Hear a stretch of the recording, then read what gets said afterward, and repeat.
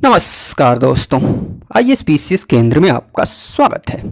दोस्तों, इस वीडियो में हम जीव विज्ञान देखने वाले हैं, बायोलॉजी पढ़ने वाले हैं। बायोलॉजी में उन इम्पॉर्टेंट चीज़ों को जानेंगे, पढ़ेंगे जो किसी भी पीसीएस एग्ज़ाम के लिए काफ़ी इम्पॉर्टेंट है, चाहे वो बीपीएससी हो या यूपीपीसीएस हो, कोई भी पीसीएस हो।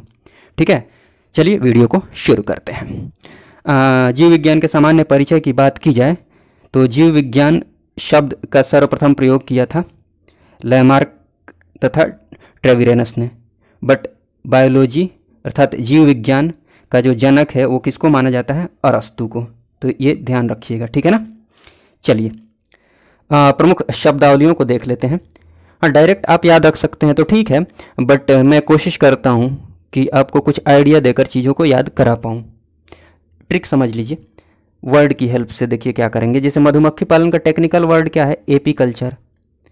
तो मध तो शहद, मधुमक्खी से शहद मिलता है ना, तो शहद तो वैसे खाते हैं, चाटते हैं, ठीक है ना। बट आप समझ लीजिए कि आप पीते हैं, तो मध की बात आएगी ना, मतलब शहद की, तो आप क्या करते हैं? पीते हैं। एपी एपी एपी में पी दिख रहा है ना, तो उससे याद आ जाएगा आपको एपीकल्चर। एपीकल्चर टेक्निकल वर्ड है किसका? मधुमक्खी पालन का। पक्षी पालन को क्या बोलते हैं? एवीकल्चर।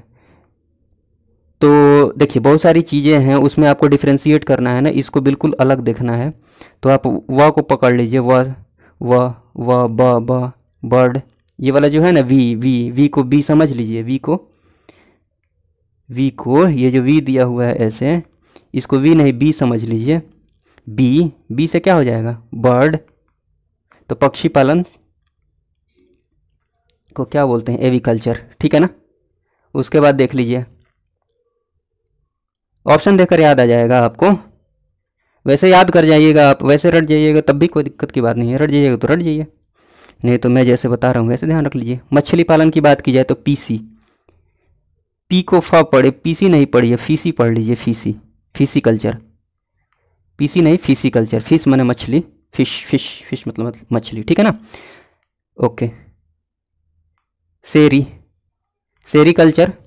रेशम कीट पालन का टेक्निकल वर्ड क्या है? सेरीकल्चर। रेशम तो उल्टा पढ़िए ना सेरी को, सेरी। री से रे से, मतलब र और स इधर आ रहा है ना, उल्टा पढ़िएगा तो र स से रेशम आपको याद आ जाएगा। देखिए ऐसे याद रखेंगे ना तो बाकी चीज़ों से डिफ्रेंशिएट कर पाएंगे। कम से कम रेशम की बात आएगी तो ओलेरी, हॉट, ये तो नहीं सोचेंगे ना, ऐसा ही कुछ सोचेंगे जिसमें स र हो, ठीक है। तो ऐसे आसानी से याद भी रखा जा सकता है और कन्फ्यूजन से दूर भी रहा जा सकता है, ठीक है। एक वन संवर्धन की बात की जाए तो इसका टेक्निकल वर्ड क्या है? सिल्वी कल्चर। तो इसको आप याद रख लीजिए, या फिर कोई आपके दिमाग में कोई ट्रिक आता हो तो बताइए मुझे भी, ठीक है। सब्जियों की बात की जाए तो सब्जियों की कृषि को ओलेरी कल्चर बोलते हैं, ठीक। ओल जानते हैं ना, ओल सब्जी ही है, तो ओल से आप याद रख सकते हैं, या ओल से आलू कर लीजिए, ओल आलू कुछ भी, तो आपको याद आ जाएगा, ठीक है। हॉर्टिकल्चर की बात की जाए तो बागवानी को हॉर्टिकल्चर बोलते हैं, बागवानी को हॉर्टिकल्चर, ठीक है ना। देखिए हर्ट दिल की बात आती है तो समझ ही रहे हैं आप, दिल की बात आती है तो गुलाब की बात आती है ना, रोज की। रोज कहाँ मिलेगा? बाग में, तो ऐसे याद रख लीजिए। सॉरी, पोमोलॉजी, फलों की खेती को पोमोलॉजी बोलते हैं, ठीक है ना। तो पोमो अब डायरेक्ट याद रख लीजिएगा तो रख लीजिए, या फिर म से मैंगो याद रख लीजिए, कैसे भी, ठीक है ना। अंगूर की खेती की बात की जाए तो वीटी कल्चर। इसका कोई ट्रिक आपके दिमाग में आता है तो ज़रूर बताइएगा। और फसलों की खेती को एग्रोनॉमी बोलते हैं, तो इसको याद रखना तो बहुत आसान है। एग्रीकल्चर से एग्रो बना हुआ है, चाहे एग्रो से एग्रीकल्चर बना हुआ है, आप जानते ही होंगे, ठीक। तो फसल की बात आएगी तो एग्रोनॉमी आपको याद आ जाएगा। चलिए आगे देखते हैं, फिर जीव विज्ञान की कुछ शाखाएं हैं उनको देख लेते हैं। जंतुओं का जो अध्ययन होता है उसको जूलॉजी बोलते हैं, और जो पेड़ पौधे होते हैं, पादपों का अध्ययन, उसको क्या बोलते हैं? बॉटनी, ये आप जानते हैं। मिट्टी के अध्ययन को क्या बोलते हैं? पेडोलॉजी, मृदा अध्ययन को, ठीक है। वैसे ही यहाँ पर मनुष्य की वृद्धावस्था, वृद्धावस्था संबंधी अध्ययन को क्या बोलते हैं? Gerontology, gerontology. ये सब ध्यान रखिएगा। ये तो चलिए सिंपल सिंपल सी बात है, ये आपको पता होगी, ये ना पूछे, बट ये जेरेंटोलॉजी वाला ध्यान में रखिएगा। पेडोलॉजी ध्यान में रखिए। अस्थियों के अध्ययन को क्या बोलते हैं? ऑस्टियोलॉजी, ऑस्टियोलॉजी, ठीक है ना। वैसे ही आप देखें यहाँ पर त्वचा के अध्ययन को क्या बोलते हैं? डर्मेटोलॉजी, डर्मेटोलॉजी, त्वचा। डैंड्रफ से डर्मेटोलॉजी याद रख लीजिए। डैंड्रफ होते हैं ना बाल में, त्वचा से वो निकलने लगता है सफ़ेद सफ़ेद, तो उससे आप ध्यान रख सकते हैं। देखिए पोषण विधियों का अध्ययन जो होता है उसको क्या बोलते हैं? ट्रोफोलॉजी, ट्रोफोलॉजी, ठीक है। वैसे ही उभयचर और सरीसृपों के अध्ययन को हर्पिटोलॉजी बोलते हैं। ये चीज़ें हम देखेंगे आगे, उभयचर और सरीसृपों के बारे में और कुछ भी जानेंगे आगे, ठीक है ना। चलिए देखिए कुछ और बातें जान लेते हैं। जैव विकास संबंधी प्रमुख जो सिद्धांत हैं, जैव विकास से संबंधित जो प्रमुख सिद्धांत हैं, अलग अलग विद्वानों ने जो दिया है। जैसे लैमार्क वाद की बात की जाए तो लैमार्क वाद के जनक कौन है? बैप्टिस्टो डी लैमार्क। ये कहाँ के हैं? फ्रांस के, फ्रांसीसी वैज्ञानिक जीन बैप्टिस्टो डी लैमार्क, ठीक है ना। तो ये तो नाम में ही दिख रहा है, कोई दिक्कत की बात नहीं है। इनकी एक पुस्तक है, पुस्तक का नाम याद रखिएगा, फिलॉसफी जूलॉजिक, ठीक है। और लैमार्कवाद का एक अन्य नाम है कि उपार्जित लक्षणों की वंशागति का सिद्धांत। और एग्जाम्पल जब लैमार्कवाद की बात आती है तो वही जिराफ की गर्दन का लंबा होना और सांप के पैर का गायब हो जाना। ये जिराफ की गर्दन का लंबा होना आपने सुना होगा ना कि छोटे पेड़ थे तो गर्दन ज़्यादा नहीं उठाना पड़ता, पेड़ जैसे जैसे बड़े होते गए वैसे वैसे गर्दन को ज़्यादा उठाना पड़ गया, इसीलिए जिराफ की गर्दन जो हो वो लंबी हो गई। और सांप के जो पैर की बात की जाए तो पैर की ज़रूरत नहीं पड़ती है, इसीलिए पैर गायब हो गया। यही तो है लैमार्कवाद। चलिए उसके बाद इसकी बात की जाए डार्विनवाद की, तो डार्विनवाद के जनक ब्रिटिश वैज्ञानिक चार्ल्स डार्विन। पुस्तक है प्राकृतिक चुनाव द्वारा जातियों की उत्पत्ति, पुस्तक याद रखिए। और अन्य नाम है प्राकृतिक वर्णवाद, theory of natural selection. Survival of the fittest का सिद्धांत दिया था किसने? ये याद रखिएगा, सर्वाइवल ऑफ द फिटेस्ट का सिद्धांत किसने दिया था? डार्विनवाद ने। उत्परिवर्तनवाद की बात की जाए तो इसके जनक हॉलैंड के ह्यूगो डी व्रीज हैं। और इसका अन्य नाम क्या है? उत्परिवर्तन सिद्धांत, म्यूटेशन थियरी। चलिए यही फ़ोटो की बात कर रहा था। फोटो में देखिए ना, ये जिराफ है। घास की उपलब्धता से अगली टांग व गर्दन के कम उपयोग के कारण इन अंगों की कम लंबाई हो गई, ठीक। लैमार्कवाद के अनुसार अंगों के उपयोग या अनुप्रयोग का प्रभाव, ये तो लैमार्कवाद बोलता है। अब देख लीजिए पेड़ की लंबाई जैसे जैसे बढ़ती गई जिराफ की गर्दन लंबी होती गई। ऊंचे वृक्ष की पत्तियों को खाने के लिए अगली टांग व गर्दन का अधिक उपयोग होने से इनकी लंबाई बढ़ गई। माने उपयोग के अनुसार चीज़ें बढ़ रही हैं या घट रही हैं। लैमार्कवाद यही है, ठीक है। चलिए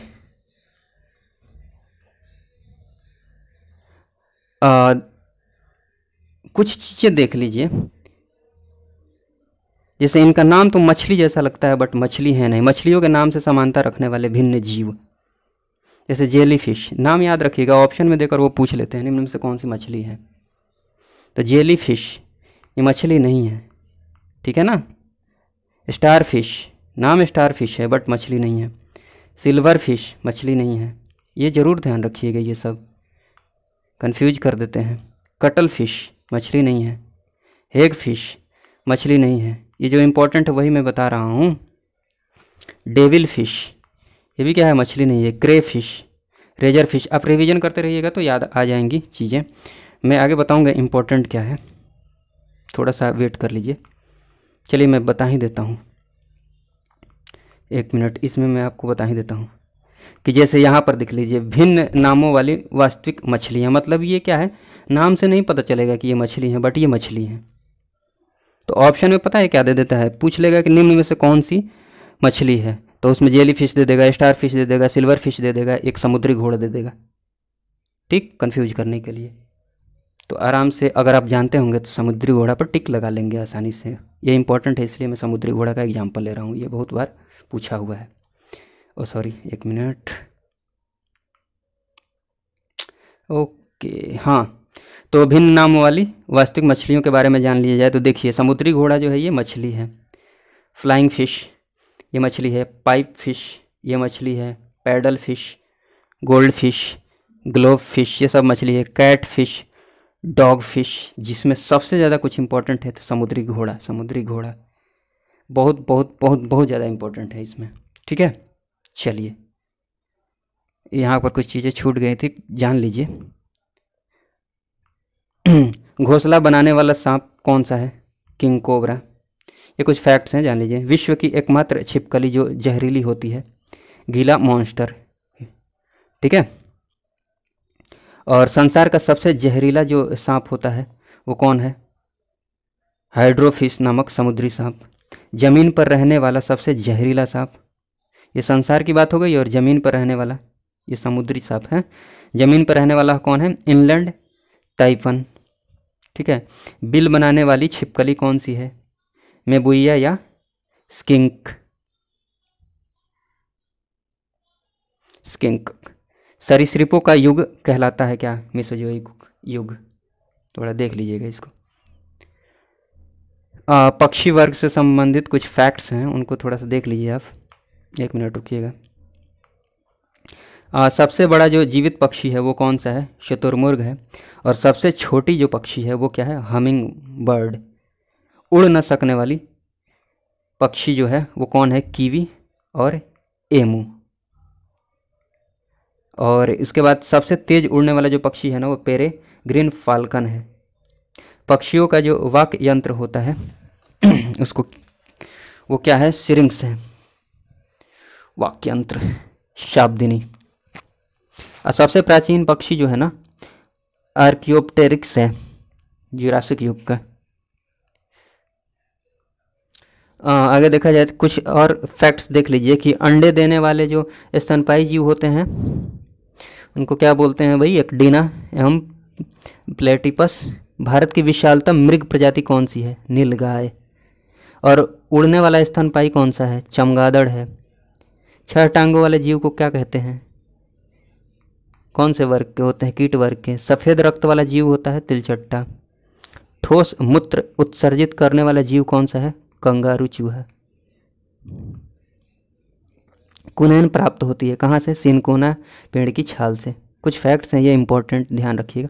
मानव निर्मित अनाज है ट्रिटिकेल। अफीम पोस्ता पौधे का कौन सा भाग होता है, अधपका फल। जरूर ध्यान रखिएगा, अफीम पोस्ता जो होता है पौधे का कौन सा भाग होता है, अधपका फल। ये भी ध्यान रखिएगा कि अफीम के पौधे से जो प्राप्त उत्पाद है वो कौन कौन से हैं, नोस्कापिन, मॉर्फिन, हेरोइन, ठीक है। कुछ जलीय स्तनपायी का नाम जान लीजिए, जिसमें ये इंपॉर्टेंट है, ब्लू व्हेल, जिसको पृथ्वी का विशालतम स्तनपायी बोला जाता है। फिर समुद्री गाय है, डॉल्फिन है, वालरस है, सील या फोका है, समुद्री शेर है, स्पर्म व्हेल, विशालतम दांत वाली व्हेल है, सबसे बड़ी दांत वाली ठीक है ना। चलिए, उसके बाद कुछ वैज्ञानिक नाम देख लेते हैं। जैसे मनुष्य का वैज्ञानिक नाम क्या है, होमो सेपियंस। होमो होमो होमो होमो, घर में कौन रहता है, मनुष्य, ऐसे याद रख लीजिए। गाय, गाय का वैज्ञानिक नाम क्या है, बॉस टॉरस। बॉस है गाय, सभी जानवरों में, पालतू जानवरों में बॉस ही तो है, गाय को पूजा जाता है। ऐसे ध्यान रख लीजिए, जैसे भी ध्यान में रखना हो बिल्ली की बात की जाए तो फेलिस कैटस, फेलिस फेलिस फेलिस कैटस, कैटस नाम में ही दिख रहा है कैटस। कुत्ता की बात की जाए तो कैनिस लूपस फैमिलियारिस। तो फैमिलियारिस फैमिलियर होता है कुत्ता, काफ़ी तुरंत फैमिलियर हो जाता है, तो ऐसे ध्यान में रख लीजिए। मस्का डोमेस्टिका, डोमेस्टिका से घर याद रख लीजिए, घरेलू मक्खी। शेर, शेर का साइंटिफिक नाम है पैंथेरा, ये याद रह जाएगा, पैंथेरा लियो। आम का Mangifera indica, Mangifera Mangifera. Mango, mango MANG यहाँ, उससे याद रह जाएगा। ये दोनों इम्पोर्टेंट है। धान, धान का साइंटिफिक नाम ओराइजा सटाइवा है, और गेहूं का ट्रिटिकम एस्टिवम। दोनों में अगर आपको कोई कन्फ्यूजन है तो मैं आपको बता देता हूँ, धान से राइस मिलता है, यहाँ राइज राइज दिख रहा है ना, rise rise rise rise rise rise rise rise rice, ठीक है ना। ओके, चना की बात की जाए तो देख लीजिए साइरस एरिटिनम होता है, और मटर की बात की जाए तो पाइसम सैटिवम होता है। तो यहाँ पाइसम में देखिए ना, PI मतलब पी का मतलब मटर होता है, PE, बट PI से पी याद रख लीजिए। क्या हो जाएगा, मटर। चलिए अब थोड़ा कोशिका के बारे में जान लेते हैं। कोशिका की बात की जाए तो कोशिका सबसे छोटी इकाई होती है, देख लीजिए, जीवों की संरचनात्मक एवं क्रियात्मक इकाई है, सबसे छोटी इकाई है। और कोशिका के जो खोज करता है रॉबर्ट हुक को माना जाता है, 1664 में खोज किया था। पुस्तक का नाम याद रख लीजिएगा, माइक्रोग्राफिया, इसमें कोशिका शब्द का उल्लेख किया गया है। और कोशिका सिद्धांत के प्रतिपादक जो माने जाते हैं वो किनको माने जाते हैं, स्लाइडन तथा श्वान को, ठीक है। चलिए कोशिका के प्रमुख भाग की बात की जाए, चलिए देख लेते हैं जितने भी प्रमुख भाग हैं। सबसे पहले बात करते हैं कोशिका भित्ति। भित्ति का मतलब दीवार, बाहर का जो वो लेयर होता है, ठीक। तो कोशिका भित्ति जो पाई जाती है ना, सिर्फ पादप कोशिका में पाई जाती है, मतलब पेड़ पौधों में सिर्फ पादप कोशिका में ये विद्यमान होता है, ठीक है। और ये निर्मित होता है सेलुलोज से, ये ध्यान रखिएगा। कोशिका का सबसे बाहरी आवरण है, ये मैं बता चुका हूँ, ठीक है, इतना ध्यान रखिएगा। फिर आता है एक कोशिका का भाग जिसका नाम है राइबोसोम्स। राइबोसोम, इसमें जो आपको याद रखना है ना, नामकरण ध्यान रख सकते हैं, बट जो सबसे इम्पॉर्टेंट चीज़ है याद रखने वाली वो ये है, इसका नाम है प्रोटीन की फैक्ट्री, ये इम्पॉर्टेंट है। राइबोसोम जो है प्रोटीन की फैक्ट्री है, क्योंकि प्रोटीन के संश्लेषण में सहायक होता है, ठीक है ना।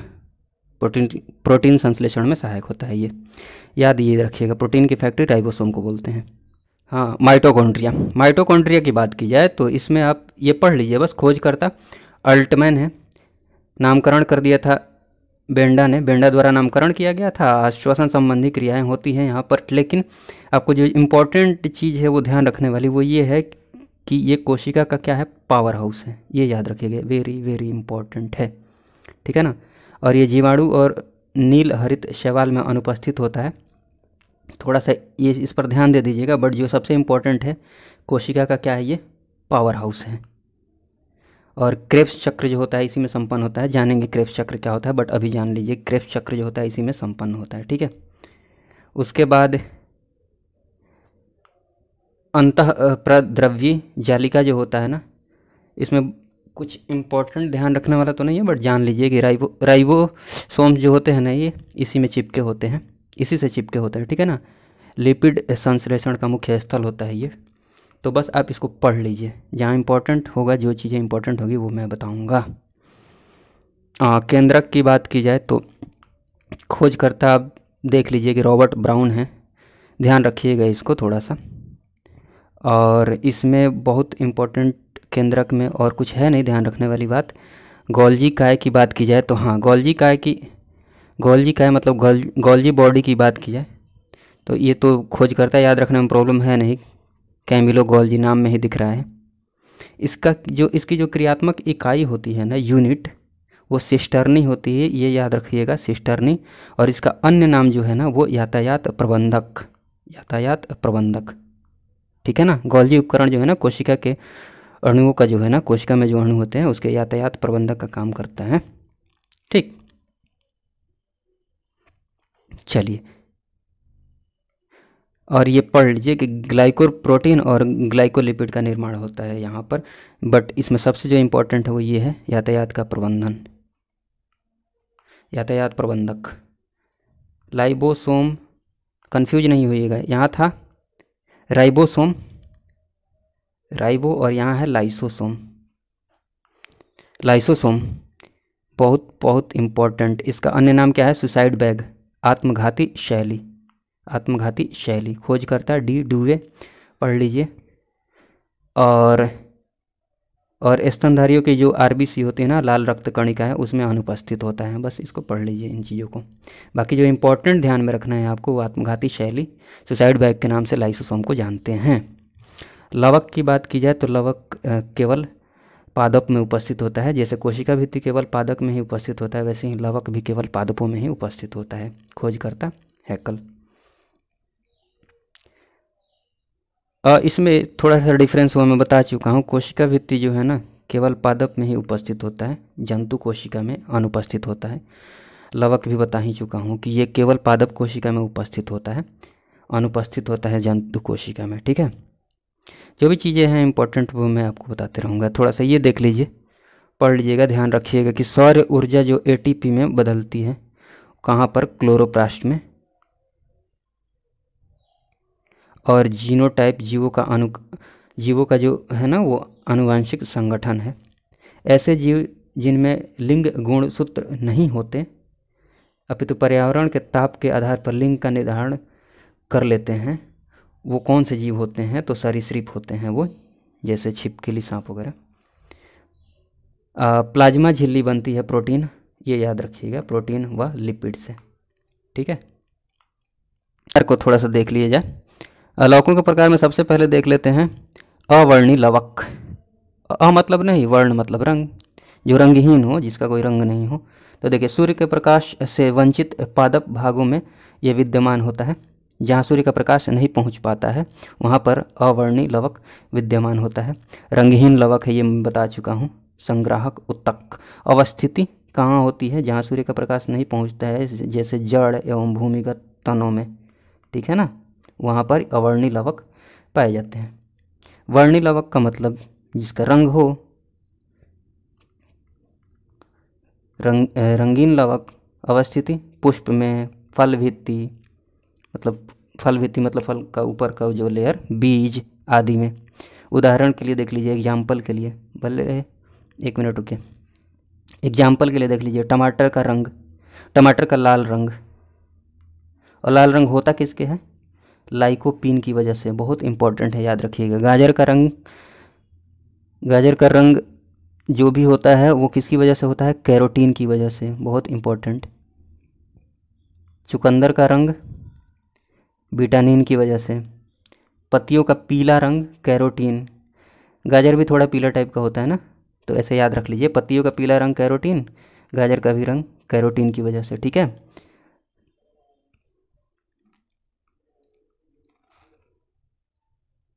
और पादपों की जो परावैंगनिक किरणों से रक्षा करता है वो कौन? हल्के नीले रंग वाला फाइकोसाइनिन। हरित लवक की बात की जाए तो क्लोरोप्लास्ट की, ये तो बहुत बार आपने सुना होगा, क्लोरोप्लास्ट। हरित लवक की बात की जाए, रंग इसमें नाम से ही दिख रहा है कि रंग तो हरा होगा। इसमें उपस्थित जो किस में उपस्थित होता है? ये क्लोरोफिल में। क्लोरोफिल में प्रकाश संश्लेषण में ये क्या होता है? सहायक होता है। इसकी उपस्थिति कहाँ होती है? पत्तियों में। ये आप पहले से जानते हैं, प्रकाश संश्लेषण जब हम देखेंगे उसमें भी ये चीज़ें देखेंगे। ठीक है, उसके बाद हम आगे बायोलॉजी में जो भी इम्पोर्टेंट चीज़ें हैं, जितनी भी इम्पोर्टेंट चीज़ें हैं, आगे कंटिन्यू करेंगे। ज़्यादा टाइम नहीं लगेगा, 2-3 वीडियो में पूरा बायोलॉजी कंप्लीट हो जाएगा बिल्कुल आसानी से। ठीक है, चलिए, वीडियो देखने के लिए आपका बहुत बहुत धन्यवाद। जय हिंद, जय भारत।